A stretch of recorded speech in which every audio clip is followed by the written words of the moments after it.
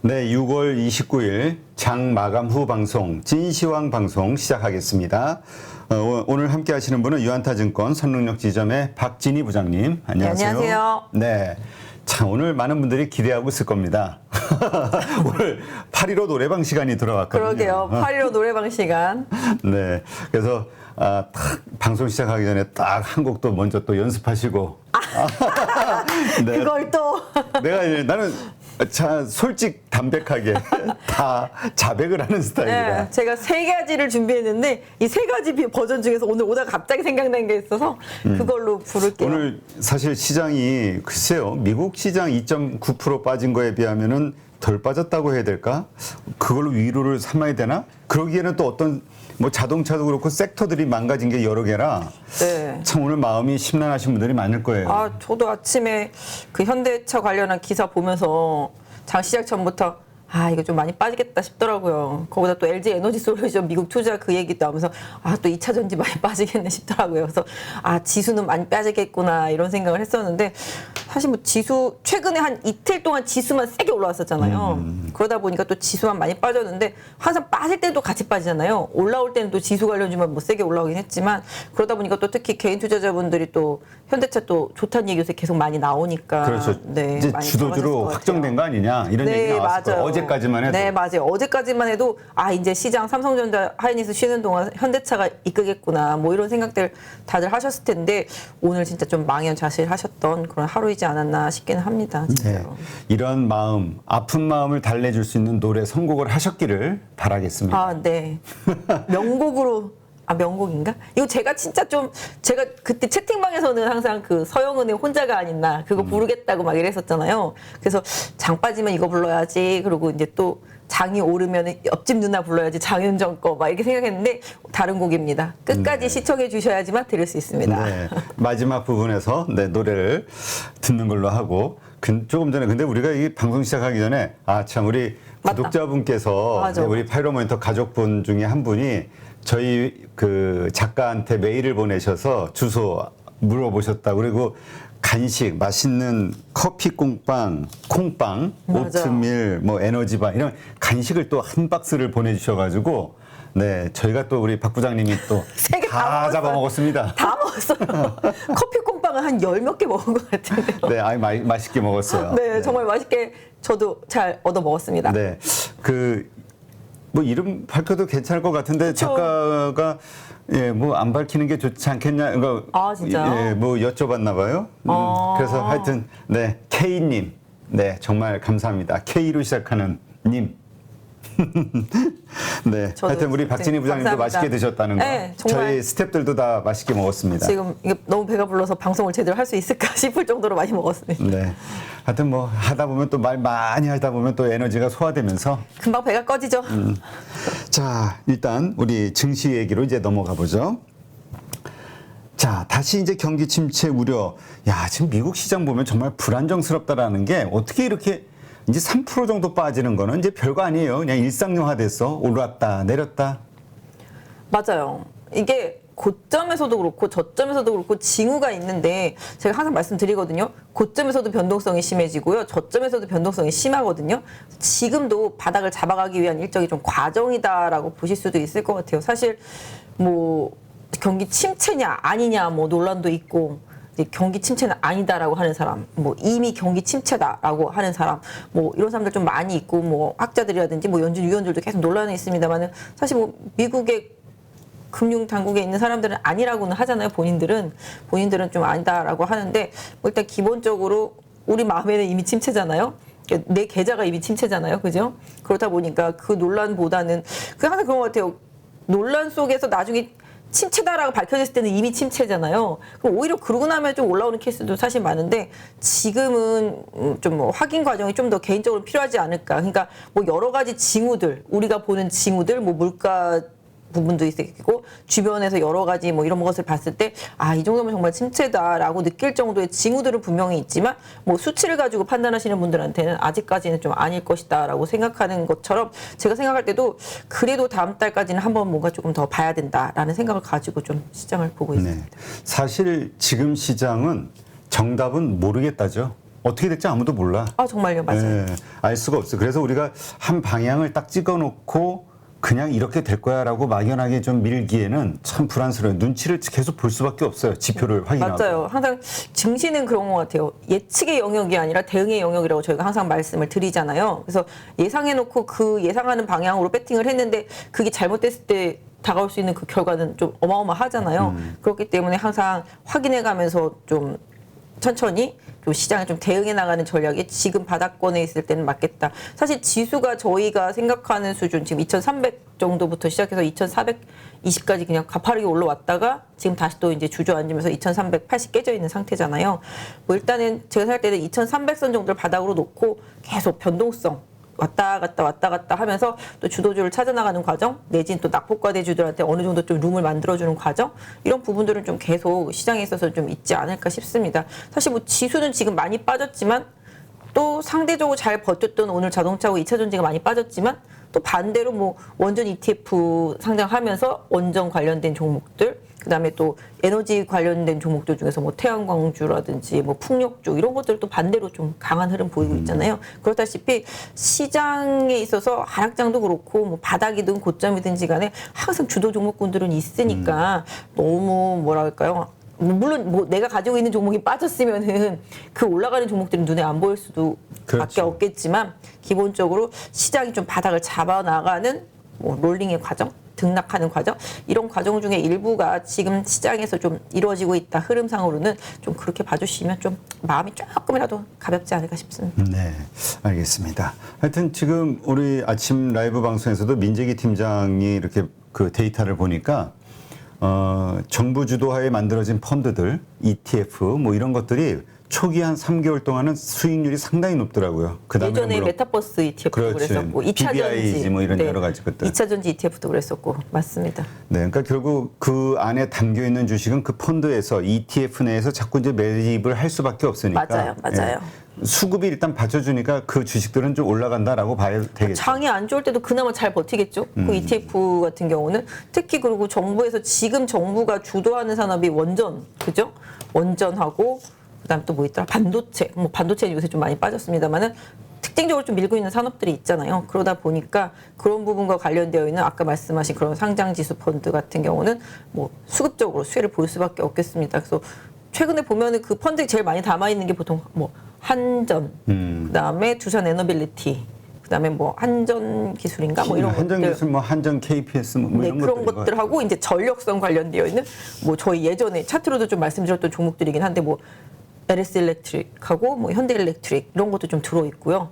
그다음에 현대건설도 들어 있긴 하더라고 보니까 이게 옛날에 원전을 계속 건설했던 그런 것 때문에 그런 거 있고 또 그다음에 요새 많이 급등했었던 중소형주들 많이 원전 관련된 중소형주들 많이 들어 있습니다. 그래서 이런 것들 또 특히 대형주보다는 중형급, 중소형급에서 좀 탄력이 많이 있으니까 뭐 그런 쪽들 매매하시는 분들은 그 ETF의 흐름 좀 잘 지켜보시는 것도 뭐 약간 약세장에서의 뭐 약간 전략 이런 부분이라고 좀 보실 수도 있을 것 같아요. 알겠습니다.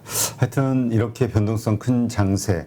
그러니까 이게 우리가 어쨌건 그 고점에서 물린 그 개인 투자자들 그래서 이미 손실을 많이 보고 있고 그로 인해서 마음이 아픈 분들이 많이 있단 말이죠. 이런 상황에서의 지금 대응법으로는 일단 지금은 생존 혹은 뭐라 그럴까요? 수익을 내가 이 과정들을 통해서 꾸준히 벌 수 있는 어떤 실력과 네, 기준을 투자 기준을 만드는 게 가장 우선이지 않을까 싶어요. 괜히 그냥 대박을 이런 상황에서 노리다가 뭐 하여튼 요즘 안 좋은 일들이 많잖아요. 그렇죠. 꾸준한 수익을 낼 수 있는 투자법 이거에 대한 고민을 좀 해봐야 될 때가 아닌가. 꾸준한 수익을 낼 수 있는 투자법은 없어요? 진짜 존버밖에 답이 없는. 존버? 아 근데 이거 뭐 웃자고 해본 소리고요. 꾸준한 수익을 낼 수 있는 투자법은 결국은 제가 생각할 때 오랜 시간 동안 주식을 해오면서 느낀 건데 결국은 실적이라는 답으로 주가가 수렴을 할 수밖에 없거든요. 그래서 뭔가 좀 대박을 내기 위해서 뭔가 이렇게 그런 식의 좀 세력주 투자하는 것들보다 물론 그런 게 어떻게 한 방에 이렇게 돈을 벌 수는 있겠지만은 꾸준히 수익을 내지는 않는다라는 거죠. 그래서 기본적으로 꾸준한 수익을 위해서는 결과적으로 뭐 그 시점 뭐 경기의 흐름을 보면서 뭐 그 구간에 맞춰서 해야 될 필요는 있겠습니다만은 궁극적으로 실적이 견조한 기업은 그 어떤 시장에서도 견뎌내거든요. 그렇기 때문에 실적이 좋은 기업들을 선별을 해서 좀 장기 투자하거나 아니면 이렇게 시장이 많이 빠졌을 때 분할 매수해서 들어가는 전략 이런 부분들은 분명히 나중에 수익이 좀 될 수 있을 거라고 보고 있고요. 절대 실패하지 않는 법은 정말 실적이 나오는 기업은 그렇죠. 절대 그러니까 네. 그 말씀하신 대로 지금의 어떤 트렌드에 맞는 어떤 섹터에 포함된 그 주식들 가운데서도 정말 우량한 우리가 우량주 하면 이제 식상하고 우량주에 물린 분들이 너무 많아서 이제는 그 폄하할 수도 있는데 어쨌건 실적이 받쳐주는 주식을 네. 우량주라고 본다면 네네. 네, 그런 주식들 위주로 투자하는 습관. 근데 자꾸 뭐 테마주라든가 그러니까 실적이 받침되지 않는 받쳐주지 않는 그 급등주들에 대해서 자꾸 관심을 갖고 거기에서의 어떤 기억을 갖게 되면은 자꾸 그런 비슷한 주식만 찾게 되니까 그래서 맞아요. 이런 시점에는 그런 걸 좀 생각해 볼 필요가 이게 있을 것 같아요. 그런 것 같아요. 바이오에 한번 이렇게 큰 수익을 보신 분들은 다른 데 못 가거든요. 계속 바이오에만 투자를 하게 되고 저도 진짜 바이오 좋아하는 사람 중에 한 명이지만 고백을 해요. 네, 그렇게 좀 바이오 쪽만 보시는 분들 또 바이오만 보고 또 세력주만 보시는 분들 또 세력주만 보고 다 그렇습니다. 하지만 뭐 시장이 항상 답입니다. 그래서 시장에 보여주고 시장에서 강세인 종목을 잘 따라가주는 그런 뭐랄까요, 진짜 그런 뭐 스마트하게 움직일 수 있는 분들이라면 그런 부분들을 좀 쫓아가는 게 좋겠지만 그게 힘들다라면은 결론적으로 그 기업의 그 사이클이 있잖아요. 그 사이클을 생각한다라면 보통 1년, 3년, 5년, 10년 이런 사이클이 있는데 그런 사이클에 맞춰서 좀 투자하면서 결론적으로 좀 실적이 돌아오고 지금은 안 좋아도 결론적으로 실적이 돌아올 수 있는 기업 내지는 지금 계속 좋은 기업들 얼마 전까지만 해도 이제 기판주들이 이제 실적 때문에 계속 오래 갔었잖아요. 그렇죠. 그리고 뭐 2차 전지 소재주들도 아직도 성장주들 중에서는 유일하게 이제 실적이 좋아질 수 있는 섹터다 보니까 계속 그런 믿음들로 이제 계속 주가가 움직였었고 사실 뭐 어제 그제 오늘 빼고 어제 그제 뭐 현대차 기아 뭐 움직인 것도 다 실적 기대감이었거든요. 2분기 실적 의외로 선방했다 하고 미국에서 이제 전기차 잘 팔리는 부분들 이런 부분들 그런 부분들이 뭐 답이 되었었다고 보여지거든요. 그래서 움직였는데 뭐 결국은 오늘은 또 역시 좀 유럽 쪽에서 견제구가 날라온 거죠. 견제구가 날라왔는데 그 견제구를 잘 피할 수도 있겠고 또 그 견제구를 맞아서 조금 아플 수도 있잖아요. 그래서 그런 부분들을 고려해 볼 수 있겠는데 뭐 그 내용을 뭐 잠깐 말씀드리면 다들 뭐 아시겠습니다만은 이제 독일에서 이제 현대차 이제 관련되어 있는 이제 법인들을 이제 조사하러 이제 간 거죠. 기본적으로 근데 이 부분이 예전에도 이런 케이스들이 되게 많았고요. 아까 뭐 타사 이제 애널리스트의 내용을 보면은 그 4월 달에 일본의 스즈키 같은 경우도 이렇게 검사를 받았다고 합니다. 그리고 이제 예전에 이제 이게 폭스바겐도 한번 그랬었거든요. 예, 디젤 차. 그 논란이 컸었죠 그때. 네, 맞아요. 그 회사가 그걸 고의적으로 그랬다 해가지고. 맞아요. 예, 그랬었었고 그 다음에 뭐 근데 또 그런 부분들이 잘 또 지나갔고요. 또 그 이후로도 그렇게 검사받는 기업들 같은 경우 아직도 거의 한 3년이 지났는데도 결과가 안 나왔다고 그러더라고요. 보니까 그래서 그만큼 좀 답을 내기는 어렵다. 근데 현대차가 이제 유럽에서 잘 나가니까 또 이제 견제구가 분명히 들어왔을 거라고 생각을 합니다. 뭐 경쟁 업체들 많이 있으니까 분명히 그랬을 거라고 보고 있고 일단 뭐 현대차 쪽에서 뭐 공식적으로 이제 얘기가 뭐 곧 나오겠지만 기본적으로 뭐 애널리스트들이 말하고자 하는 바는 뭐 회사 기업이 흔들릴 정도 아니다. 그 다음에 뭐 일정 부분 뭐 과징금이 있을 수는 있겠으나 그 결과가 나오는 데는 3년이나 걸린다. 이런 부분들. 그 다음에 예전에 폭스바겐 같은 경우는 디젤 차가 엄청났어요. 몇 천만 대가 넘었었어요. 몇 천만 대가 넘었었는데 현대차 같은 경우는 얼마 안 되거든요. 제가 듣기에 21만 대 정도거든요. 그리고 지금은 디젤차 타는 쪽들이 별로 없다라는 거죠. 그 이후로 디젤차들이 많이 사라졌다라는 거죠. 그래서 지금 그로 인해서 현대차의 매출에 뭐 큰 어마한 데미지가 올 수 있는 상황 아니다. 이런 부분들을 좀 애널리스트들이 계속 장중에 긴급 전원으로 전해줬습니다. 그래서 이런 부분들 좀 고려해 보실 수 있겠고요. 그래서 그런 부분들 고려해 본다라면 실적 대비해서 뭐 주가 하락이 다시 또 커진다라면은 뭐 시장에서 다시 또 기회라고 볼 수도 있겠습니다. 그래서 궁극적으로 아직 완벽하게 뭔가 현대차 쪽의 반응이라든지 아니면 그런 결과라든지 이런 부분들을 좀 찾아낼 수는 없지만 기본적으로 과거의 그런 사례들로 봤을 때 큰 데미지는 없었다. 요게 이제 애널리스트들의 말이니까 이런 부분들을 좀 염두에 두실 필요가 있겠습니다. 그래서 오늘 보면은 자동차 부품주들도 장 초반에 많이 빠졌었거든요. 근데 후반에는 낙폭을 많이 줄이면서 올라오다가 이제 선물이 다시 또 빠지니까 같이 좀 연동하는 부분이 좀 있었습니다만은 이런 부분들 고려해서 봤을 때 현대차, 기아차, 뭐 미국향과 관련되어 있는 업체들 뭐 그런 종목들 같은 경우는 오히려 최근에 좀 바닥 찍고 올라온 종목들 많으니까 오히려 좀 시장 상황 때문에 좋은 종목들이 좀 조정이 온다라면은 그 역시도 좀 기회로 활용해 볼 수 있지 않을까라고 생각을 하게 되는데요. 다만 이제 뭐 서두르기보다는 이제 좀 앞으로 현대차에서의 뭐 발표도 봐야 되겠고 뭐 뉴스 플로우도 조금 지켜보시면서 천천히 좀 흐름을 좀 받아가시면서 좀 대응하시는 전략이 좋겠다. 그래서 지금 이미 뭐 다 두들겨 맞고 안 되겠다, 뭐 더 빠질 수 있겠다 이런 생각 때문에 매도하기보다는 항상 예전에 보면 이런 노이즈가 나왔을 때가 항상 저점일 때가 많았던 것 같아요. 네, 그런 부분들 좀 고려해 보신다라면은 이번 조정은 뭐 개인 투자자분들한테도 기회도 될 수 있을 거라고 보여지고 있고 또 이제 보유하고 계신 분들한테도 뭐 확실히 좀 바닥을 확인할 수 있는 좀 계기가 되지 않을까 싶습니다. 네. 하여튼 오늘 현대차, 기아 들고 있으셨던 분들은 아주 황망한 그런 하루였을 것 같습니다. 네. 참 위험 자산이라는 게 맞아요. 주식은. 그러게요. 어제까지는 정말 제일 안전해 보였었는데. 불안해서.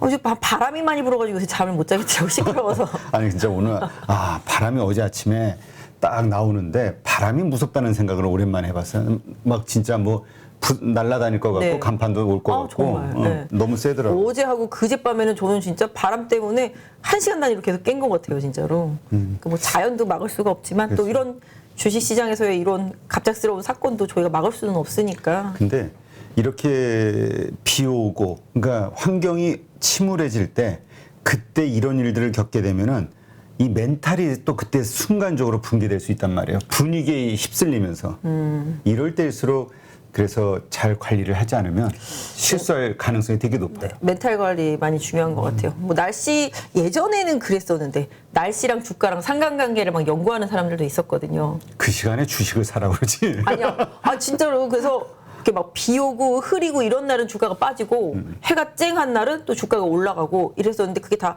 심리적인 부분들이랑도 상관이 있어서 개인들의 아니 그런 그래서 부분들. 그런 것들을 연구하는 곳에서 저도 그 예전에 기사를 보니까 백화점에서는 절대 빠른 템포의 음악을 안 튼다고 항상 느리게 그래야 차분하고 안정감 있게 쇼핑을 좀 더 많이 머물면서 하나라도 더 산다. 저도 뭐 이게 학교 다닐 때 이제 마케팅 같은 거 이제 배우면은 백화점에 시계 없잖아요. 그렇죠. 창문 없잖아요. 창문이랑 시계 절대 없잖아요, 백화점에는. 그렇지. 몰라보게. 네, 밖에 어떻게 됐는지 밤인지 알지도 못하게 하고, 그렇죠? 날씨 모르게 하고, 그다음에 시간 가는 줄 모르게 하고, 그다음에 에스컬레이터는 이제 최대한 이렇게 뺑 한 바퀴씩 돌게끔 만들어. 근데 요새는 조금 바뀌긴 한 것 같아요. 소비자 편의적이적으로 어느 백화점은 이렇게 돌리는 데가 있었는데 짜증 나거든요. 근데 H 백화점 가면은 올라가고 내려가고가 딱 가운데 있어가지고. 현대? 네. 뭘 H래. 그 저는 그게 좋더라고요. 그래서 그러니까 현대백화점 사자고. 아니 뭐 주가는 뭐 빠지면 사는 거 괜찮은데 요새는 롯데 쇼핑이 좋습니다. 그러게 주가 지금 그 지난번에 그 우리 개미도 뭐 별명 지어줬거든요. 장시영 차장. 네네. 장시영 차장이 그렇지 않아도 어제 찐시황이 나와가지고 롯데 쇼핑을 관심 종목으로 얘기를 하더라고요. 좀 오래됐어요. 롯데 쇼핑 이 시간에 나서 관심 종목으로 차트 그래요? 분석해드린 지가. 근데 롯데 쇼핑 같은 경우 살 매력이 있을까요? 지금 유통주들 온라인하게 전부 밀리는데. 엊그저께 나왔던 유통 데이터 못 보셨구나. 백화점들 5월 달에도 매출 엄청나게 많이 늘었습니다. 리오프닝 관련으로. 뭐 그걸 떠나서도 어쨌든 간에 5월 달에 많이 늘었어요. 백화점들 전부 다. 그러니까 전반적으로 마트는 조금 줄었지만 생각보다 덜 줄었다고. 그다음에 뭐 편의점이나 그다음에 온라인 유통, 이커머스 이런 쪽들도 나쁘지 않았었거든요. 근데 백화점만 유일하게 상당히 많이 한 15% 이상 늘었더라고요. 보니까 5월 달 매출이. 그래서 저는 오늘 백화점 좀 올라가려나 했더니 안 올라가더라고요. 그리고 롯데 쇼핑만 조금 견조하게 잘 버티고 있는데 롯데 쇼핑은 그런 게 좀 있습니다. 한 지금 6년 만에 돌아오는 흑자라고 그래서 시장에서는 좀 상당히 중국에서 그 적자 본 게 데미지가 컸나요? 아니면 다른 이유가 있을까요? 예전에 롯데 쇼핑은 아시다시피 그 사드 이슈 이후에 계속 안 좋았었고, 그다음에 롯데쇼핑 그 주가 안에는 그 영화관 부분이 들어 있습니다. 그래서 영화관이 요새 많이 좋아졌거든요. 컬처, 롯데 컬처웍스라고 하는데 그쪽 부분이 좀 많이 좋아져서 롯데시네마. 네, 맞습니다. 그래서 그 부분으로 해서 좀 실적이 많이 좋아지고, 롯데 같은 경우가 이제 계속 안 좋았던, 사실 롯데 슈퍼 막 이런 거 별로 잘 안 됐었거든요. 그런 것도 좀 많이 없애고, 그다음에 이렇게 계속 비용을 조금 많이 줄이고 좀 슬림화시키는 그런 작업들을 좀 많이 진행을 했다라고 보시면 맞을 것 같아요. 그래서 요새 뭐 유통과 관련해서는 거의 대부분의 애널리스트들이 롯데쇼핑 가격 원탑으로 꼽고 있는 것 같아요. 요새 좀 신세계는 오히려 좀 주춤하고, 현대백화점도 지난번에 한 8만 원 넘어간 뒤로는 다시 또 밀려 내려와서 지금 주춤한 상태인데, 롯데쇼핑만 추세라든지 뭐 이런 흐름상에 있어서 가장 좀 견조하게 좀 잘 버텨주고, 또 역시 연기금의 수급도 좋고, 그래서 뭐 일단은 아까도 말씀드렸잖아요. 실적이 답이다라고. 실적 앞에 장사 없는 것 같습니다. 그래서 시장의 수급도 그런 쪽들이 좀 강하게 유지가 되고 있고, 아까 말씀드렸던 대로 뭐 백화점들은 다 매출 견조했다. 5월달 이렇게 봐주시면 답이 될 것 같네요. 네.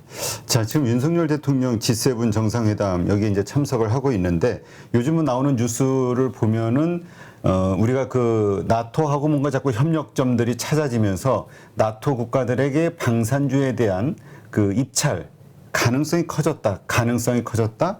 뭐 원전에 대한 또 수출 길이 열렸다. 뭐 네. 이러저런 이야기들이 있는데, 지금 뭐 우리가 다 이렇게 하나하나 따져보면 딱 기대감인 거잖아요. 팩트로 봤을 때 좋은 점이 뭐가 있나요? 뭐 방산 쪽들은 조금 좋죠. 이미 막 이미 계속 많이 뭐, 올랐죠. 네, 선반영. 이미 많이 올랐고, 또 오늘도 주가 올랐습니다만은 뭐 수주 이런 부분들이 좀 많이 계속 생길 수 있으니까, 뭐 지난번에 뭐 현대 로템도 뭐 K2 뭐 얘기 나왔을 때도 움직였다시피 계속적으로 좀 얘기는 나오고 있는 것 같아요. 요번에 좀 러시아가 이제 우크라이나 침공하면서 그걸 계기로 해서 다들 이제 국가들이 좀 자주국방의 의지를 내세우면서 뭐 그런 고도화된 무기라든지 이런 쪽들에 대해서 관심들이 좀 많이 생기고 있는 것 같더라고요, 보니까. 그런 부분들, 그다음에 이제 원전도 이제 지금 또 그것도 러시아 때문이죠. 러시아 때문에 이제 지난번에도 제가 방송할 때 말씀드렸지만, 그 뜻하지 않게 바이든의 탄소 제로 효과가 몰고 온 나비 효과인 거죠. 또 그로 인해서 그동안 이런 구시대의 그런 화력과 관련되어 있는 그런 발전소들을 많이 없애고 이제 넘어가고 있었던, 친환경으로 넘어가 있었던 상태였었기 때문에 갑자기 이런 화석연료에 대한 부족, 이런 부분들로 인해서 상당히 좀 힘들어진 거죠. 그러다 보니까 이제 또 원전에 대한 필요성이 좀 많이 생기게 되고요.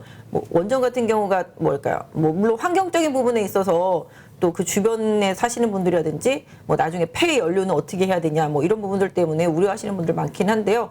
뭐 저도 그 부분에 대해서 정확하게 뭐 전문가가 아니라서 말씀을 드릴 수는 없겠습니다만은, 그냥 보여지는 부분으로만 말씀드린다라면은 사실은 뭐 어떤 면에서 본다라면은 뭐 탄소 제로에 가장 가까운 에너지원이라고도 볼 수 있겠고, 그다음에 효율성 면에 있어서도 가장 강력하다.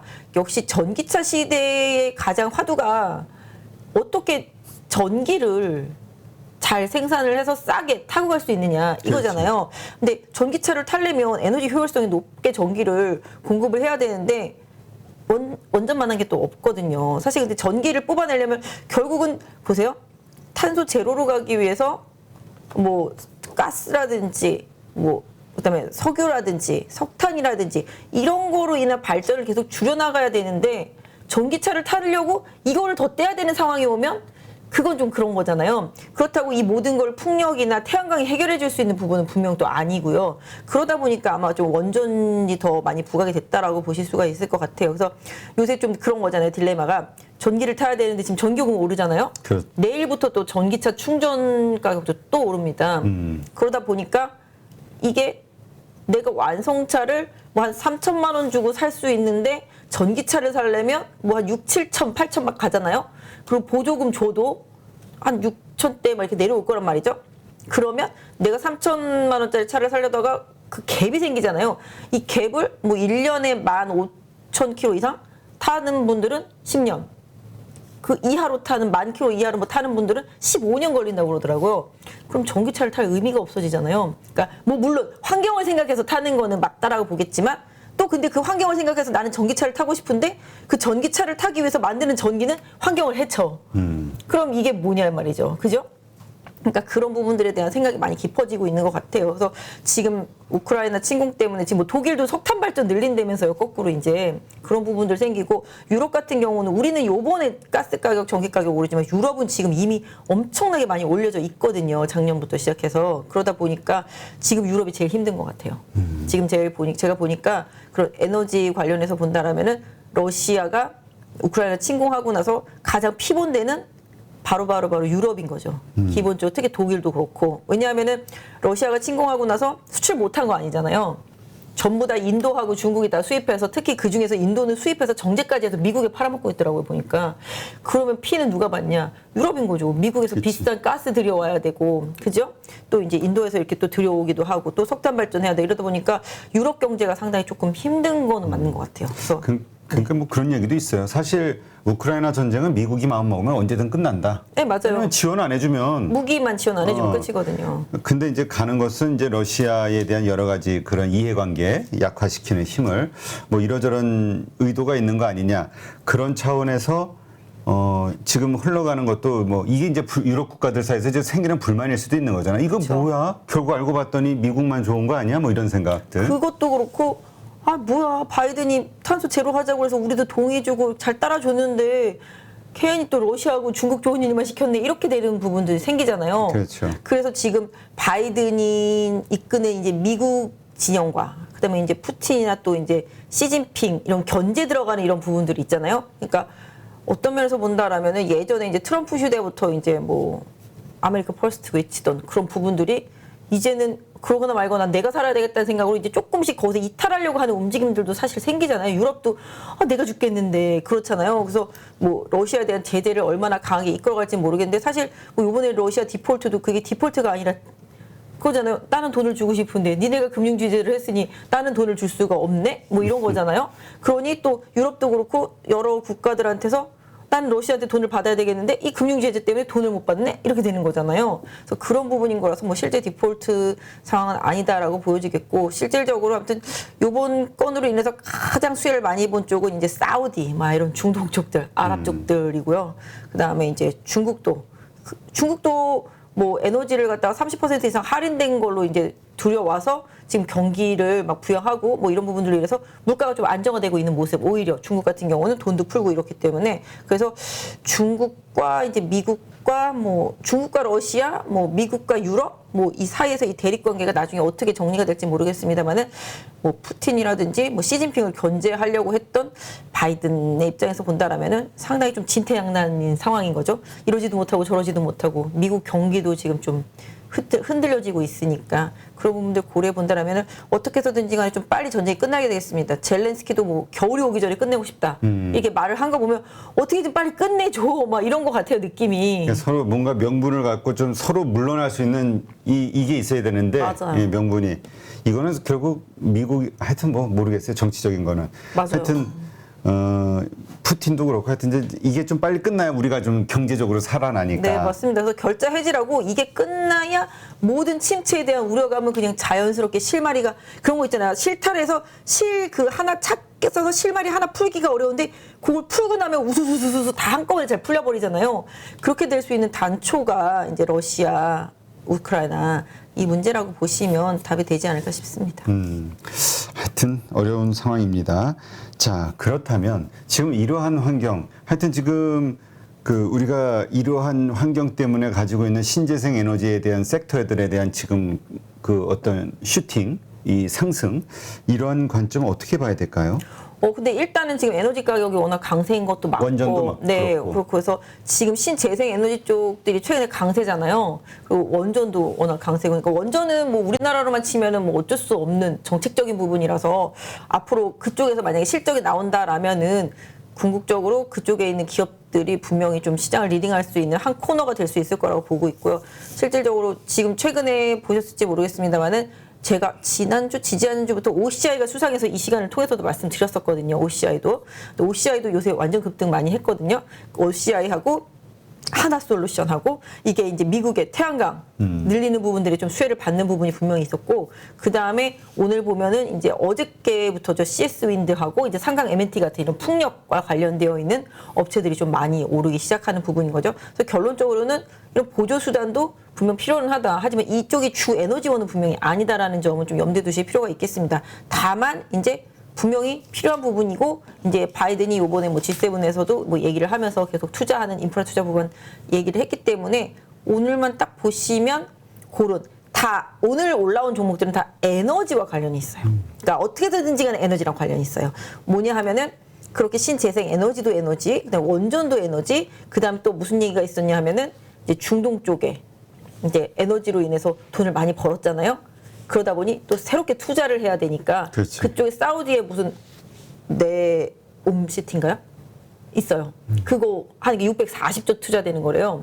그거에 대한 수혜에 관련해 가지고 막 요새 건설주 짜잘한 것들도 많이 오르고 뭐 그렇게 도시 계획하고 막 이러는 업체들도 좀 많이 오르고 다 그런 건설 관련 기자재라든지 건설 기계 이런 것들도 다 올랐거든요. 그래서 삼성 엔지니어링도 좀 들썩들썩하고 오늘 삼성물산 사람들이 왜 올랐지 막 다 그러는 거예요. 요새 삼성물산 예전에 저희가 차트 보면서도 말씀드렸는데 그때 계속 기관이 엄청나게 샀었거든요. 연기금이. 근데 오늘 삼성물산 오른 이유가 뭐 기사 중에 한 줄 있더라고요. 그 빈살만이랑 이재용이랑 친하다. 그래서 뭐 삼성 쪽이 그런 쪽에서 오파 받을 수 있지 않겠냐. 뭐 그러면서 삼성물산이 좀 많이 강했다라고 그러더라고요. 그래서 시장이 좀 많이 빠지고 나니까 뭔가 좀 호재성 이슈를 좀 찾기 위해서 노력을 하는 것도 있겠습니다만은 이게 다 뭐 오일머니라고 할 수 있는 그런 부분들 다 에너지랑 관련이 있는 부분들이고요. 그래서 기본적으로 또 요새 원전 관련주도 많이 오르지만 그 전력선들도 다 마찬가지거든요. 에너지를 제대로 해야 되니까 LS 같은 경우도 뭐 해저 케이블 뭐 이렇게 연결해가지고서 이제 연결해서 하나하나씩 이제 뉴스를 찾기 시작하는 거죠, 시장이. 그래서 그런 부분들로 오늘은 상대적으로 많이 강했다. 그래서 원자재 강세에 나비 효과처럼 관련되어 있는 종목들도 계속 조금 번지는 모습들 보실 수가 있겠습니다. 네, 알겠습니다.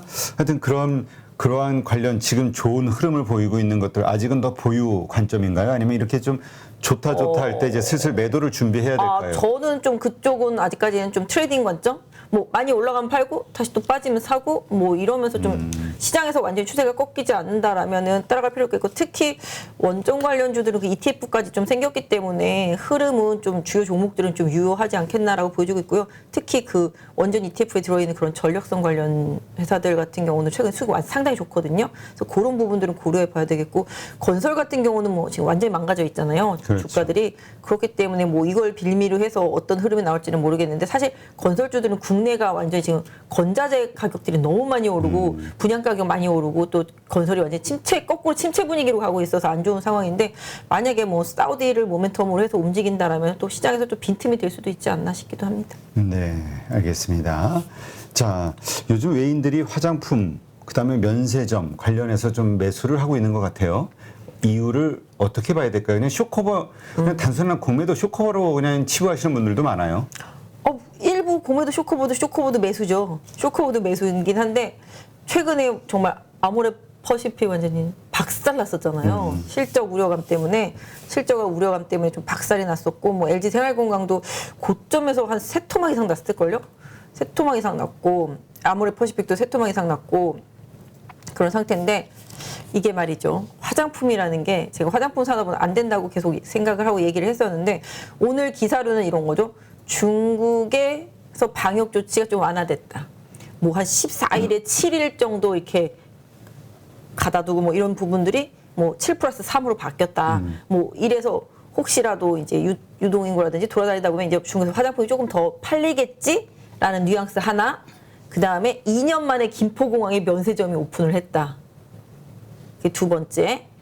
그래서 보시면 오늘 호텔신라도 그래서 올랐거든요. 그래서 그렇게 보시면 그 두 개가 이벤트를 일으킨 뉴스인데 제가 볼 때는 그거 플러스 하나가 더 있는 게 화장품은 필수 소비재다. 경기가 안 좋아도 머리는 감고 씻고 얼굴에 로션은 바른다. 이 논리인 거죠. 그러니까 주가가 많이 올라갔을 때는 성장주의 느낌이었었잖아요. 와 중국 시장 뭐 중국 사람들 얼굴에 팩 하나씩만 붙이면 몇 개냐 뭐 이래가면서 올라갔었잖아요. 그러다가 이제 어느 정도 한계점이 도달했죠. 뭐 로드샵들도 다 문 닫고 이러면서 또 중국에서 많이 철수하면서 한계점이 나왔지만 결과적으로 또 너무 주가가 많이 빠져서 정말 저 바닥에 있다 보니까 상대적으로 또 가치주가 돼버린 거예요. 어차피 쓰기는 쓰니까. 그렇죠. 네, 그 경기가 안 좋아도 필수 소비재니까. 필수 소비재 뭐 저희 대충 아시잖아요. 음식료들하고 뭐 옷도 마찬가지가 되겠고 화장품 뭐 이런 생활에 꼭 필요한 것들이기 때문에 그래서 화장품도 그런 류에 속한다. 특히 뭐 LG생활건강이나 아모레가 특히 그런 부분이 좀 주력이잖아요. 뭐 샴푸라든지 뭐 비누도 있겠고 뭐 다 마찬가지로. 그래서 그렇기 때문에 그런 부분들도 분명히 부각이 됐다. 가격이 많이 빠지다 보니까 가치주로서의 매력, 필수 소비주로서의 매력, 경기 방어주로서의 매력 이런 부분들이 좀 부각이 되면서 시장에서 일정 부분 쇼크버링을 포함한 순환매 들어왔다. 라고 봐주시는 게 맞지 않나 싶습니다. 그렇다면 지금 많이 빠진 상태에서의 지금 반등이다 보니까 야 그럼 지금 들어가도 되지 않을까? 이렇게 생각하는 분들이 있단 말이야. 매수 관점. 뭐 개인적으로는 좀 손이 잘 물타기. 안 나가요. 안 돼. 저는 솔직히 물타기는 좀 권해드리고 싶지는 않아요. 신규 매수도 그렇고. 네, 물탈 돈이 있으면 좀 다른 거 살 것 같긴 해요. 왜냐하면 아까 말씀드린 대로 필수 소비재로서 방어적인 기제로 안 빠질 수는 있겠지만 시장을 막 이끌 만큼 엄청난 파워를 가지고 움직일 수 있는 섹터는 지금은 아니라고 생각해요. 예전에 성장 모멘텀이 있을 때는 그렇게 움직였지만 지금은 그런 성장 모멘텀으로 움직이는 게 아니기 때문에 일정 부분 낙폭과대에 따른 기술적인 반등 수준이다. 아직까지는 그렇게 보고 있습니다. 네, 알겠습니다. 자, 그 다음에 LG에너지솔루션 얘기 안 할 수가 없죠. 지금 미국 투자 재검토하겠다.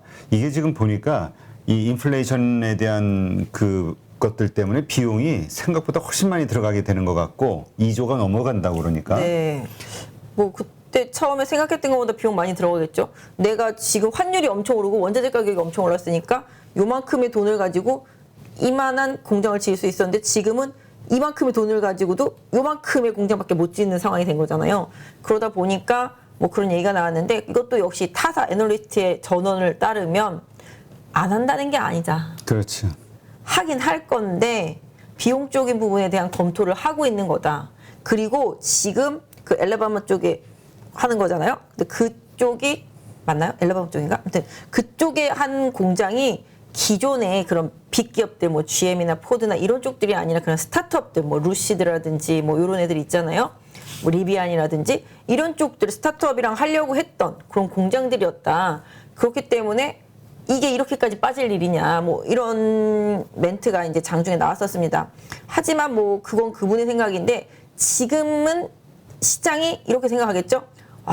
이렇게 대기업이 투자를 어려워할 정도로 경기에 대한 우려감, 인플레이션에 대한 우려감이 커졌구나. 이게 더 큰 거잖아요. 거기다가 또 투자를 또 뒤로 미뤄서 생각을 하다 보니 언제 어떻게 또 발표가 될지 모르는데 이미 그것 기대감으로 주가는 이미 많이 올라왔었으니 또 그 부분에 대한 빼고자 하는 욕구, 착실을 하고자 하는 욕구도 분명히 커졌을 거라고 보죠. 그러다 보니까 또 소재주들도 앞만 보고 달렸었는데 그 부분에 대해서 이제 뭐 셀 쪽에 대한 그런 우려감 나오다 보니까 이제 더 먼저 빠지게 되는 그런 상황인 거죠. 그래서 기본적으로 그게 좀 논란은 좋습니다만은 그 논란으로 인해서 많이 빠진 것도 결국은 투자 심리가 안 좋은 상태 속에서 수급도 안 좋은 상태 속에서 상대적으로 이쪽은 너무 안 빠졌거든요. 그러다 보니까 좀 더 빨고 싶은 매도가 많이 나왔다고 보실 수가 있겠는데 결론적으로는 말씀드리면 조정이 오면 분명히 기회는 기회죠. 다만 이제 어디서 마무리가 될지 그 부분을 조금 확인하시는 게 맞겠죠. 그때 이제 이게 보니까 1조 7천억. 네, 1조 그러니까 7천억. 결정된 거는 아무것도 없는 거야. 이게 근데 맞아요. 이거는 안 한다도 아니고 맞아요. 꼭 해야 되겠다. 이것도 아닌 거 아니에요? 전면 재검토 백지 상태에서 다시 본다는 얘기니까. 그러니까 재검토를 하는 거죠. 아까 말씀드린 대로 그런 스타트업 회사들이랑 하려고 했던 부분들이라서 재검토를 한다는 거니까 말씀하신 대로 결론은 뭐 LG 에너지 솔루션만이 알고 있겠죠. 뭐 이런 거죠. 우리가 처음에 이렇게 투자를 하려고 할 때는 이만큼 봤었는데 이만큼 보기에는 너무 투자 비용 대비해서 인풋 대비해서 아웃풋이 적다라고 생각한다라면은 뭐 LG 입장에서는 몸집을 좀 줄이려고 할 수도 있겠고 기존의 공장들을 조금 더 증설해서 활용할 수도 있겠고. 그렇죠. 뭐. 그 지금 원래 처음 계획은 1조 7천억을 투자하는 거였는데 그 정도 투자하는 정도의 규모가 2조 중반대로 그러니까 한 2조 한 5천억 이 전후로 해가지고 확 올라가고 네, 거지. 환율이 엄청 올라가는 데다 또 원자재 가격도 많이 올라가니까 그렇죠.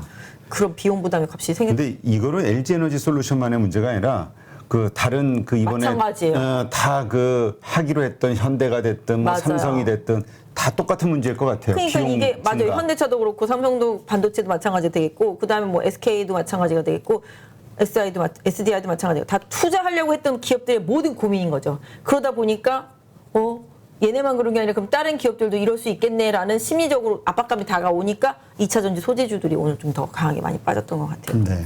근데 LG 에너지 솔루션은 지금 매수의 관점은 보기가 좀 어렵다 이런 얘기 하시는 분들도 있어요. 그 락업 해제 물량 그 이후로 봐야 되지 않냐. 너무 덩어리가 커잖아요. 덩치가 크잖아요. 저희 한번 차트 한번 볼까요? 네.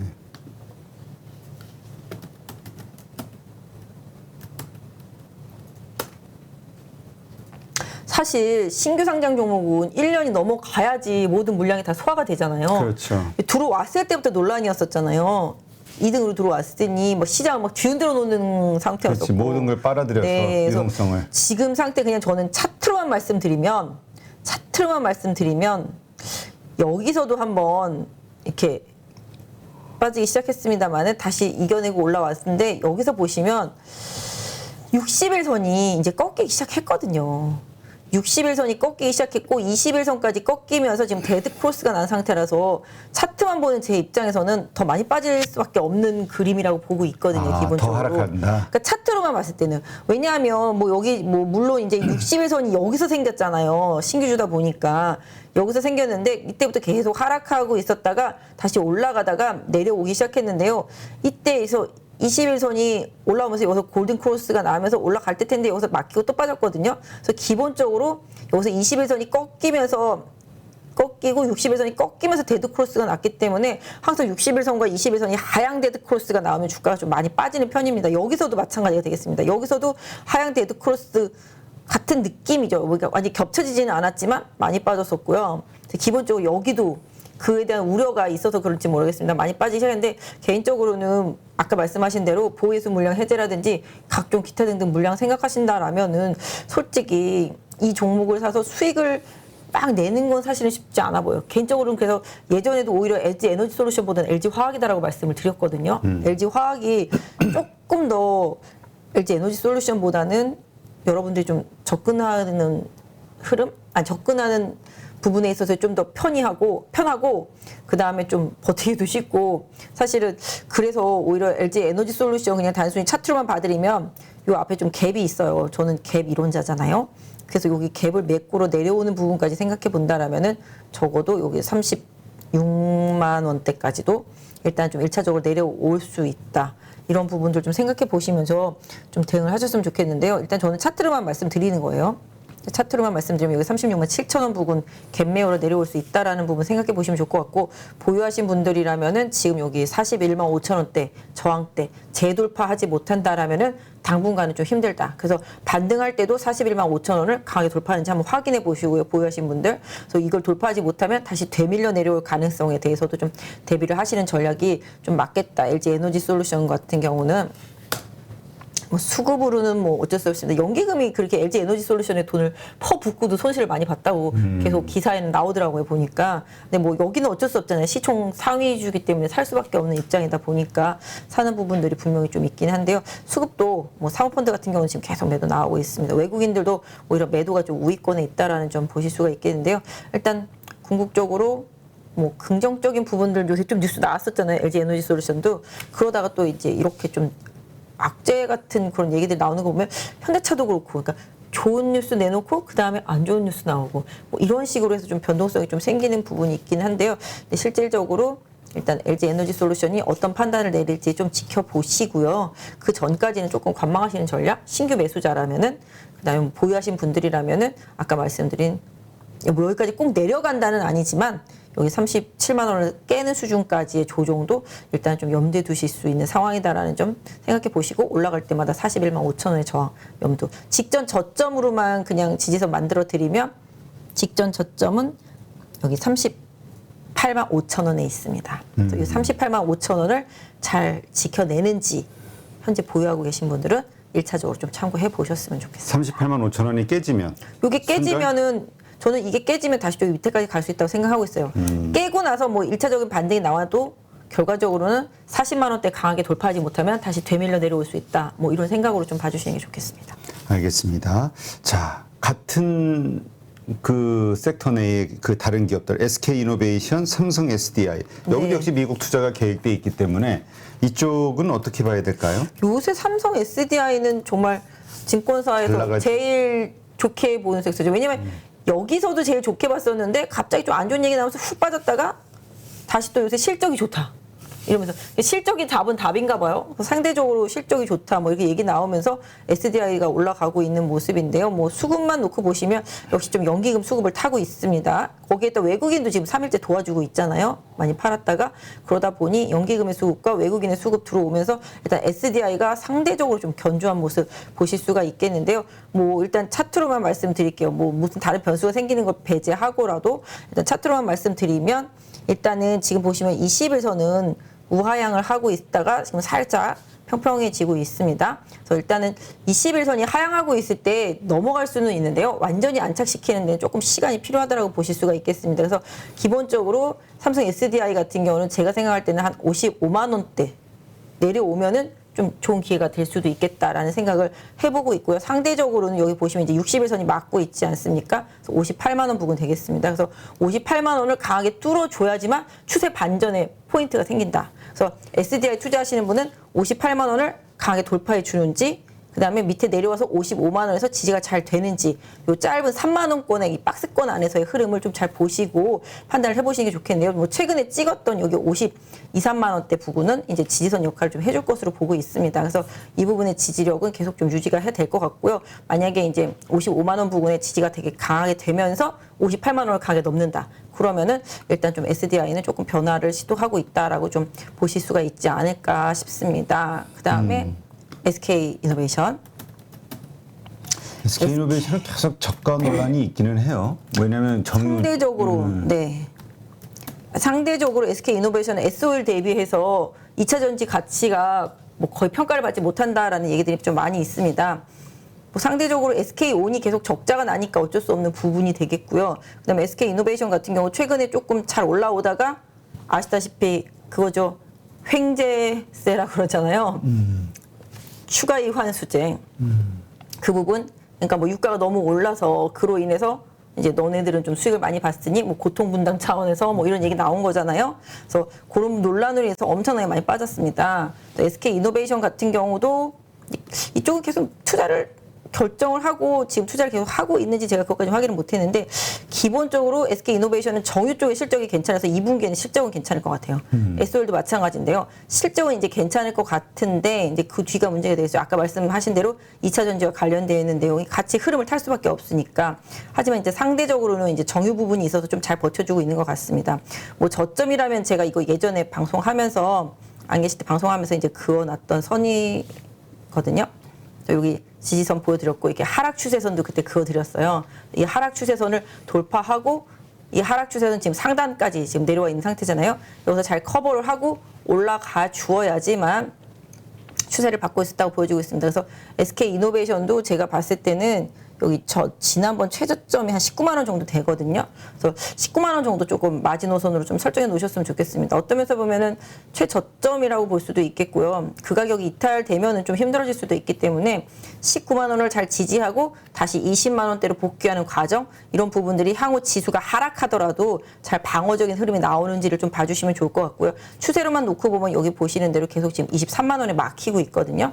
요 23만 원을 강하게 뚫어주는 흐름이 나와야지만 SK이노베이션도 좀 좋은 결과로 나중에 좀 움직일 수 있겠다. 그래서 그 중간 포인트로는 제가 봤을 때는 여기 한 21만 원대 중반 정도 될 것 같아요. 21만 한 5, 6천 원 정도? 네. 여기를 좀 넘어서면서 거래 붙이면서 양봉 나오기 시작하면은 조금 추가적인 반등 시도하려는 움직임이다라고 좀 봐드릴 수 있을 것 같아요. 그래서 최근에 계속 지지 받았었던 한 19만 5천 원 정도가 1차 지지, 뭐 하여튼 최대한 빠지면 한 19만 원 정도 볼 수 있겠지만 기본적으로 한 19만 5천 원을 계속 지지해 주는지를 좀 보시면서 보유하시는 분들은 좀 투자를 하시는 게 좋을 것 같고 수급 받으려면 뭐 연기금은 그동안 계속 사다가 최근에 조금 팔고 있는 것 같아요. 아까 그 횡재세죠.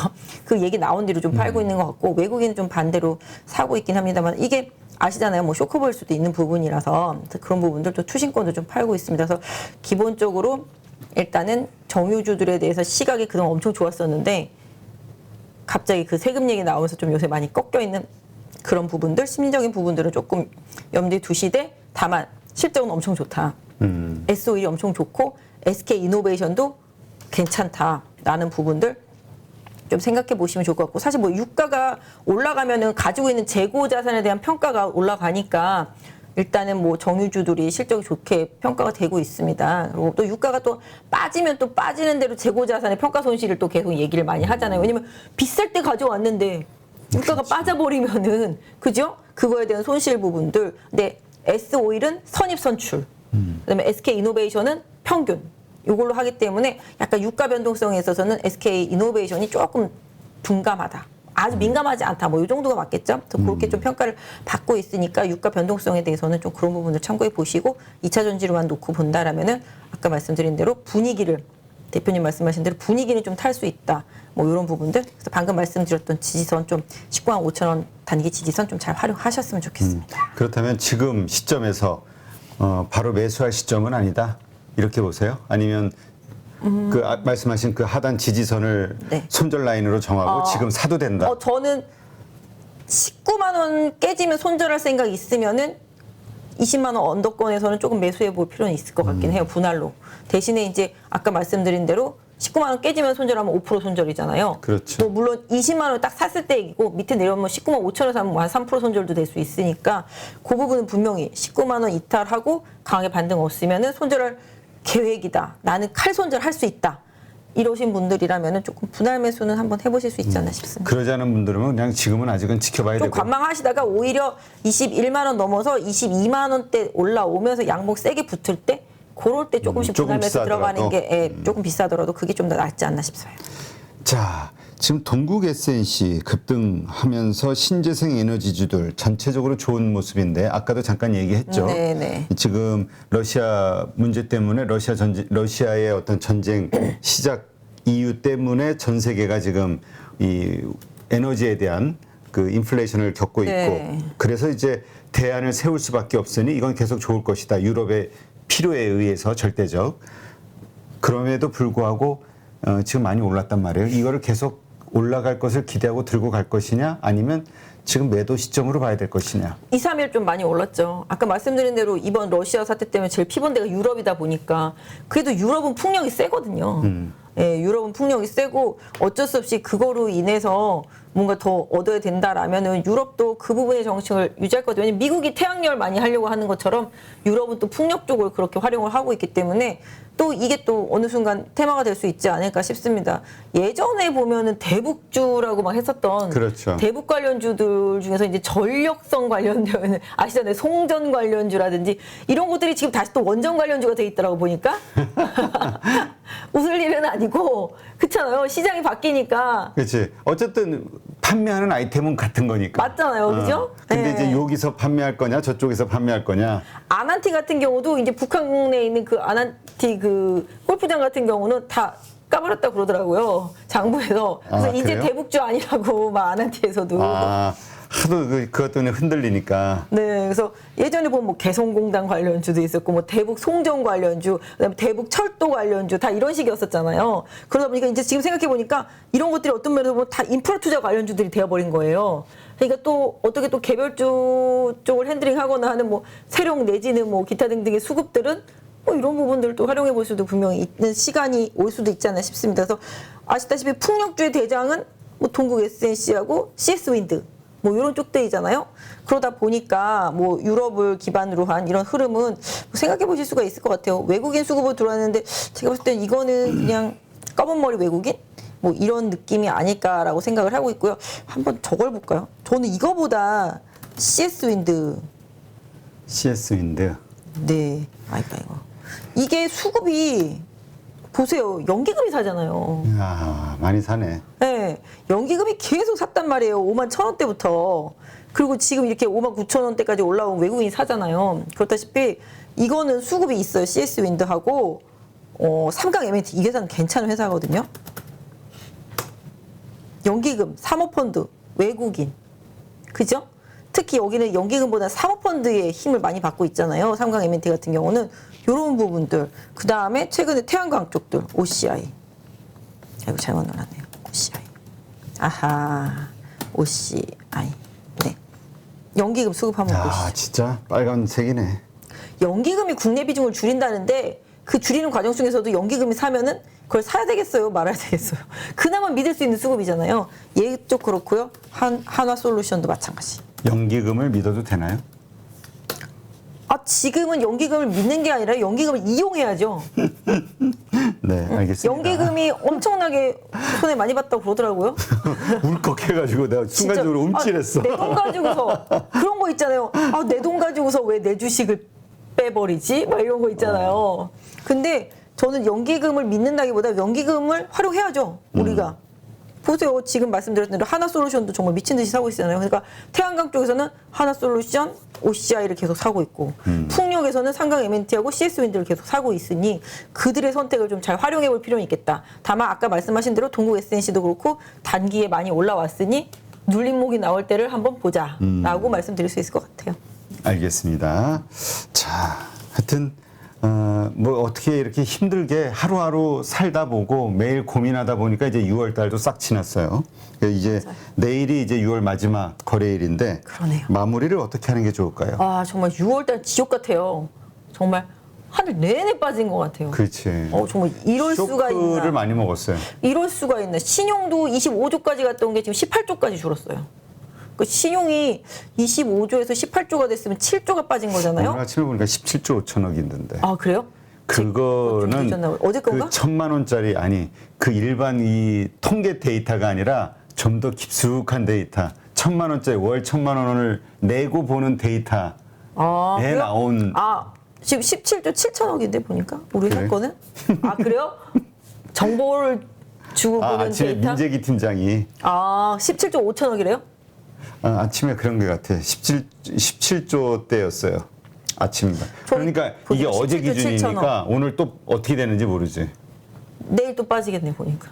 오늘 이렇게 주가가 빠졌으면 또 약간. 그렇지. 그래서 지금 그리고 이런 변동성에서 아마 다들 겁먹어가지고 많이 빨리 줄었어요. 이거 청산할 거야 신용. 저 어저께 들은 얘기로는 이게 진짜인지 아닌지는 모르겠는데 CFD 기에서 삼성전자로 1,200억을 산 사람이 깡통됐다는 소문도 들었어요. 헐.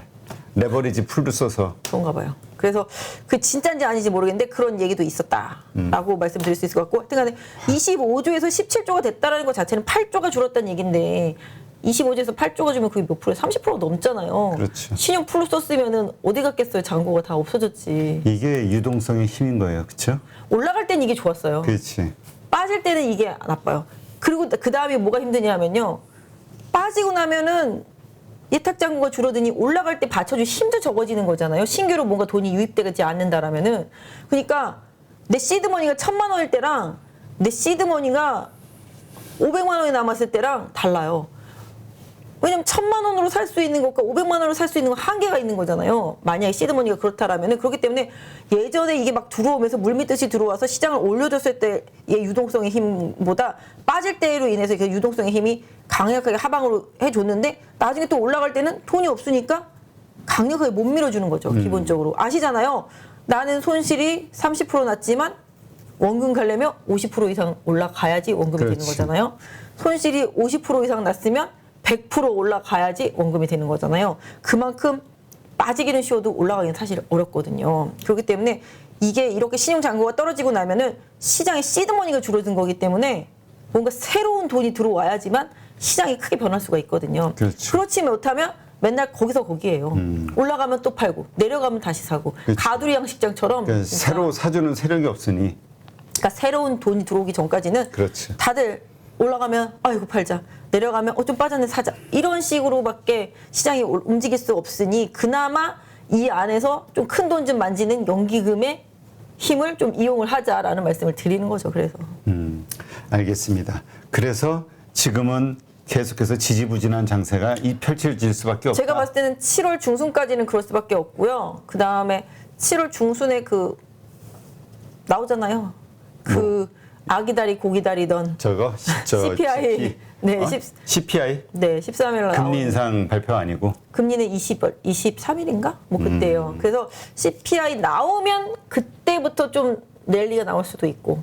근데 저는 그렇게 생각해요. 지금 가리키고 있는 모든 원자재 지표들이 하방으로 향하고 있는데 그러니까 이걸 생각하면은 7월에 발표되는 그 CPI에 과연 악영향이 있겠느냐 생각하는 것만큼 그걸 생각해 본다라면은 사실 너무 겁낼 일도 아니다 라고 생각을 하고 있어요. 사실은 CPI 지표가 가장 지난번에 영향을 많이 미쳤던 게 뭡니까? 음식료 값하고 에너지였었잖아요. 에너지도 보시면 천연가스 가격은 엄청 빠졌어요. 그리고 뭐 비철금속류들도 엄청 빠지고 곡물 가격도 엄청 빠졌어요. 다 많이 빠졌어요. 진짜로. 고점 대비해서 엄청 빠졌어요. 그래서 이걸 고려해 보면은 7월 달에 발표된 6월 달 CPI는 분명히 데이터가 조작되지 않은 이상 줄어들 수밖에 없다고 저는 생각을 하거든요. 근데 이것도 해석하기 나름인 것 같아요. 3개월 아까 괜히 빵을 먹었네요. 자꾸 이래가지고 노래하다가 트림하는 거 아니야? 자꾸 올라오네요. 야, 큰일 났습니다. 죄송합니다. 그래서 그렇게 되면 3개월 이상 높게 나왔잖아요. 네. 그리고 나서 만약에 CPI가 생각보다 많이 떨어지지 않다 하더라도 시장이 이렇게 해석할 수 있을 것 같아요.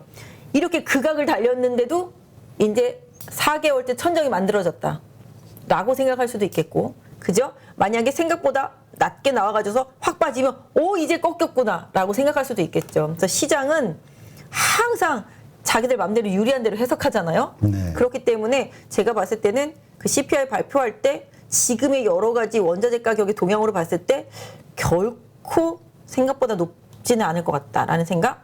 그리고 아주 안 낮게 나오고 지난번보다 살짝 낮게 나오는 정도 수준이라도 시장은 이미 이제 천정이 형성이 됐다라고 생각할 가능성이 높다. 그래서 연준이 0.5를 올리던 0.75를 올리던 시장은 오히려 좀 속이 시원하다 이런 느낌. 왜냐하면 0.75 올리면 뒤에 조금 올릴 거 아니겠어요. 그럼 조금 편안하게 간다라는 거죠, 하반기는. 그렇기 때문에 이번 7월 달 발표가 되게 중요한데요. 그래서 아무튼 그 중순 때까지는 조금 변동성 있겠다. 그 이후에도 조금 연준의 연준의 금리 인상 발표 전까지 계속 변동성은 있을 수 있지만 구간적으로 봤을 때는 한 달 정도는 계속 등락. 오르면 빠지고 빠지면 오르고 악재 나오면 호재 나오고 호재 나오면 악재 나오고 이런 식으로 해서 종목과 섹터 간에 빠른 순환매 좀 돌 수밖에 없는 구간이다. 거기에다가 지금 7월 달은 실적 발표 시즌이기 때문에 실적에 따른 종목별 변동성은 충분히 좀 고려해서 투자해야 되겠다라고 생각하고 있습니다. 네, 알겠습니다. 네, 하여튼 참고하셔서 지금 이렇게 변동성이 큰 장세 현명하게 잘 대처하시기 바랍니다. 근데 사실 이미 많이 물리고 내가 경험이 많지 않은 분들의 입장에서는 이 악물고 버티는 수밖에 없는 거죠. 뭐. 제가 아까 제 손님들한테도 말씀드렸어요. 좋은 말로 해서 관망, 나쁜 말로 해서 방치 그 수준이거든요. 지금 딱. 그렇죠. 네, 그래서 근데 또 이게 또 기다리면 또 사이클이 돌아오거든요. 어쨌든 시장이. 우상향, 자본주의를 믿는다면 이거잖아요. 우상향으로 갈 것이다. 정말요. 이게 200, 300, 그 과정을 400. 내가 힘들게 지내서 그렇지. 네. 이 과정이 힘들 뿐이지 방향성은 항상 올라간다. 제가 지난번에 말씀드렸다시피 그 있잖아요. 정주영 회장 말씀 있잖아요. 시련은 있어도 실패는 없다. 내가 첫 번째 쓴 책 제목이 비슷했는데 카피했어요? 쉼표는 있어도 마침표는 없다. 카피인데? 저작권과 관련되는 거 안 들어왔어요? 몰라. 저기 출판사가 정한 거니까. 진짜? 그래서 정주영 회장이 시련은 있어도 실패는 없다. 네, 그것처럼 주식이 시련은 있어도 계속 우상향이다. 그것만 믿어주시면 감사하겠습니다. 알겠습니다. 그러니까 지금 어차피 팔 거면은 작년에 팔았어야 되고 그거 놓친 지금 시점에서 뭐라 그럴까요? 지금 막 괴로워하고 해봐야 이만큼 빠졌는데 이거 우리 우리 PD에게서 또 미안한데 요새 우리 힘듭니다, 김 PD님. 아니 그러잖아요. 한참 오를 때는 더 오를 것 같아서 못 팔다가 그 다음에 내릴 때는 다시 반등할 거를 기다리다가 못 팔았는데 계속 쭉 빠져가지고 손실이 커졌는데 이만큼 커진 시점에 가서 오히려 지금 팔 생각을 하고 있다는 게 잘못 아니에요. 원래 그래요, 원래. 그러니까 이게 사람 심리를 거슬러야. 그러니까 첫 번째 한 실수, 오케이, 내 실수했어, 인정하고 두 번째, 이때도 못 팔았네, 내 실수했어. 지금의 실수, 마지막 실수까지 하면 안 되는 거 아닌가 이런 생각 해볼 수 있지 않냐. 원래 진짜 투매도 첫 번째 해야 되는데 그치. 세 번째까지 다 때려 맞고 하면은 거기서 좀 바닥이 보통 나오잖아요. 그래서 그런 부분들, 그다음 또 시장이 좀 오해하는 부분들, 과도하게 부풀어진 부분들도 분명히 있어요. 제 친구 미국에 있는 친구가 왔거든요, 한국에. 그래요? 네. 한번 좀 나오라 그래요. 그럴까요? 근데 너무 바빠. 지금 신랑이랑 같이 왔는데 한국 음식을 너무 많이 먹고 싶어서 하루 6끼씩 먹고 있대요, 신랑이. 그래서 저랑 주말에 만났었는데 야, 진짜로 미국의 마트에는 물건이 없냐? 팔 게 없어서?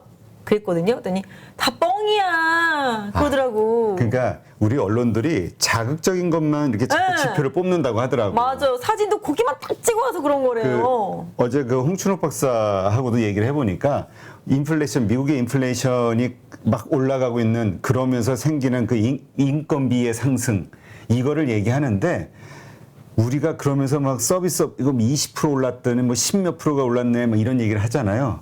근데 다른 뭐 프로그래머가 됐든 아니면 어떤 오피스 쪽이 됐든 뭐 이런 그냥 일반적인 데는 평균 임금 상승률이 한 3% 4%대라는 거라 단 하나 10몇 프로씩 오른 데가 어디냐면 서비스 직종 거기는 원래 최저생계비 그 시급으로 맞아. 살던 곳이기 때문에 이게 올라야 팁도 그렇고. 근데 고기를 공략해서 자꾸 뽑아서 설명하니까 커지는 거라고 그런 부분도 거품효과. 있고요. 팁도 그렇고. 근데 좀 그 얘기는 하더라고. 별별 이상한 세금이 많이 생겼대. 자기네 그러니까 미국은 텍스가 엄청 많이 붙잖아요. 영수증을 보면은 우리랑은 좀 다르잖아요. 걔네들은 뭐 별별 텍스가 다 있고 뭐 주마다 다 텍스가 있는데 물건을 사면 그 물건 가격에 또 텍스가 뭐 7%를 붙는데 어느 가게에 갔더니 생전 알지도 못한 무슨 스토어 텍스 뭐 이런 식으로 해서 막 희한한 텍스가 몇 줄이 뭐 붙어가지고 가격이 확실히 많이 오른 건 맞다라고 그러더라고요. 그래서 물가가 좀 많이 오른 건 확실히 맞긴 한데 정말로 뭘 사고 싶은데 뭐 없어서 못 사고 뭐 이런 건 아니고 확실히 물가는 좀 많이 오른 거는 맞다. 다만 이제 뭐 소비를 못할 지경에 뭐 사람들의 임금이 없거나 막 이래가지고서 소비력이 떨어져가지고서 심각한 수준은 뭐 제 친구는 아니라고 하긴 하더라고요 보니까. 예, 그래서 상당히 좀 물가 오른 거는 맞다. 네. 대신에 이제 소비력에 대해서 너무 안 좋게 뭐 지금 소비자 심리지수 안 좋아가지고 이렇게 나온 거잖아요. 시장이 이렇게 폭락한 거잖아요. 그래서 그 부분은 뭐 심리지수는 당연히 안 좋을 수밖에 없으니까 그 부분은 있지만 뭐 너무 지표가 너무 좀 사람들이 멀리서 봤을 때 좀 과장된 느낌의 그런 기사들 이런 부분이 좀 많다고는 하더라고요. 보니까. 네, 알겠습니다. 역시 역시. 우리가 같이 하면 1시간이 넘어가. 그 혼자 할 때도 1시간 10분씩 했어요. 내가 50분에서 끊으려고 여러 번 시도를 했는데 실패했어. 아, 제 몸에 무슨 시계가 있나 봐. 그 시간까지는 말해야 된다라는 뭔가가 있나 봐. 네, 알겠습니다. 하여튼 참고하시고요. 그리고 이거는 뭐 저기지만 그 미국의 아까 우리 얘기했잖아요. 우크라이나 전쟁. 네. 이거를 중단시킬 수 있는 것은 미국의 의지. 맞아요. 그런 차원에서 11월 달 앞두고 그 몇 개월 전서부터는 스톱해야 지표들이 에너지 가격 떨어지고 어쩌고저쩌고 하면서 선거에 도움이 되지 않겠냐. 11월 때 중간 근데 선거 있으니까. 벌써 많이 왔어. 지금 이제 7월 달이니까. 벌써 7월이에요. 7, 8, 9, 10. 적어도 얼마 2, 안 3개월 내에 뭔가 있지 않을까 싶기도 하고. 맞아요. 그래서 지금 하반기는 그래도 좀 지금보다는 좀 낫지 않을까. 하여튼 그렇게 기대하는 분들도 있다는 거. 맞아요. 네. 그러니까 알 수 없기 때문에 이미 많이 물리신 분들, 이미 실수를 크게 저지르신 분들, 네. 대응을 못해서 그런 분들이라면 지금 남아있는 실수가 뭘까를 한번 잘 생각해 보시고 남아있는 실수는 이제 바닥에 던지는 거지 뭐. 잘 판단하시고, 네. 자, 그러면 이제 물 한 잔 드시고 일발장전. 이제 8.15 머니톡은 여기서 마치고요. 8.15 노래방 시간으로 넘어가겠습니다. 아까 보니까 준비를 많이 하셨던데. 준비를 많이 한 건 아니고 다른 분들이 막 노래 부르는 거 보니까 나는 반주가 있어야 되겠다. 그렇지, 반주. 야, 그러니까 8.15 나는 노래방. 반주가 있어야 되겠다. 그래서 반주를 하나 이제 켜놓고 할게요. 네. 자, 그럼 우리 지난번에 그 노래를 하고 우리 네. 저 뭡니까? 12시 라이브 하는데 노래를 하고 그 다음 날부터 한국 시장이 급등을 했단 말이죠. 네. 우리 박 부장님도 내일 주가가 급등할 수 있는 적어도 다음 주부터 급등할 수 있는 노래로 급등을 기원하는 노래를 그럼 좀 신나는 거 불러야 되는데. 두 곡 하든가. 그러게 어딨어요. 마음대로 하라고. 뭐 많이 올라오면 8.15 노래방. 네. 일단 오늘은 그냥 좀 사실 최근에 좀 뭐 그 안 좋은 얘기들도 있었잖아요. 일가족 그 사망 사고도 있고. 그래서 좀 여러분들 좀 힘내시고 그러자라는 의미에서 안치환의 위하여를 준비했습니다. 네. 박수. 박수. 물 한 번 더 마셔야 되겠다. 한 통을 다 마셔도 돼요. 아니 말을 많이 하면 되게 많이 목이 말라서 또 부르려고 그러니까 좀 그러네. 우리 원래 멍석가라지면 이래가지고 천천히 편안하게. 잘 못 불러도 좀 이해를 해주세요. 제가 노래방 안 간 지 3년이 넘었거든요. 코로나 시국에. 그러니까. 네.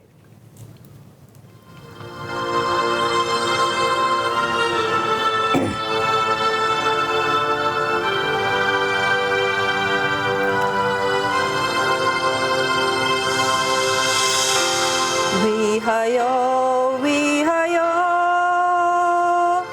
우리의 남은 인생을 위하여 들어라 잔을 들어라 위하여 위하여 목마른 세상이야 시원한 술 한 잔 그립다 부르던 오솔길 자꾸 멀어져 간다 넥타이를 풀어라 친구야 앞만 보고 달렸던 숨가쁘던 발걸음도 네가 있어 이렇게 내가 있어 이렇게 이 순간이 좋구나 친구야 위하여 위하여 우리의 남은 인생을 위하여 너라 잔을 들어라 위하여 위하여 되게 떨리네요. 아까 연습할 때는 안 떨렸는데. 아, 2절까지? 2절까지 할까요? 마저 해요.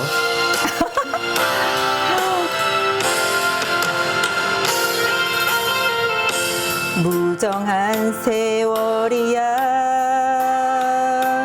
구름처럼 흘러만 간다 살아온 날보다 살아갈 날이 짧다 청춘의 꽃이 시들어간다 위하여 위하여 우리의 남은 인생을 위하여 들어라 잔을 들어라 위하여 위하여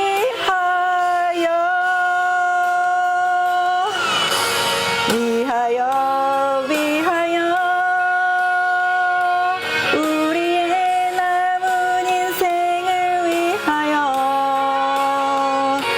들어라 잔을 들어라 위하여 위하여 그만 이제 아 저 원래 노래방에서 이거 되게 잘하는데 완전 떨리네요 여기다 하니까 네. 제가 나중에 심사평. 좀 더 노력하세요. 그런 거 안 돼요? 어디서 좀 놀아보셨거든요? 네. 만점. 100점 아니 만점. 진짜 좀 하려고 하니까 좀 목도 막히고 좀 떨리고 그러네요. 그럼요. 아, 이게 쉽지 뻣뻣하게 잘 안 않지. 되네. 네. 아, 장시영 처장 성령에 충만해가지고 이랬는데 뭐. 아 저도 이럴 뻔해서 술잔만 들고 아, 있었으면. 해도 됐는데. 네, 하여튼 힘든 장 위로 네. 좀 받으셨으면 하는 바람입니다. 네, 친구가 돼드릴게요. 그럼요. 뭐야? 여러분을 위하여 아, 위하여. 우리가 있습니다. 네, 우리 파이로 모니터 가족분들을 위해서 저희가 할 수 있는 일들이 또 뭐가 있을까 많이 고민하고 또 준비하고 노력하겠습니다. 네, 오늘 수고하신 박진희 부장님 네. 고맙습니다. 네, 감사합니다. 네, 파이로 모니터 가족분들 편안한 저녁 휴식 취하시고요. 내일 아침 7시 장기전 방송에서 인사드리겠습니다. 고맙습니다.